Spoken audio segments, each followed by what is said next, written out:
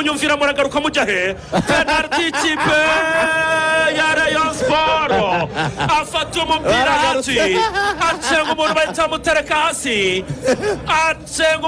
mutereka hasi penalty ku munota 86 nibyo kabisa biri very clear penalty uwo bita Musakamara ayisaba Onana reka tura penalty ikipe ya Rayon Onana attention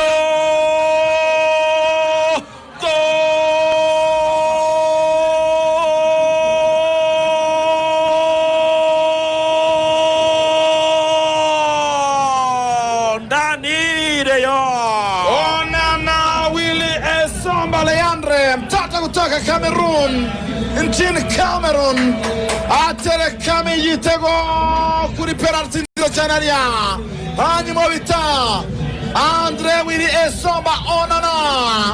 yabwira barati biracyashoboka ahita baza ati ni minota ingahe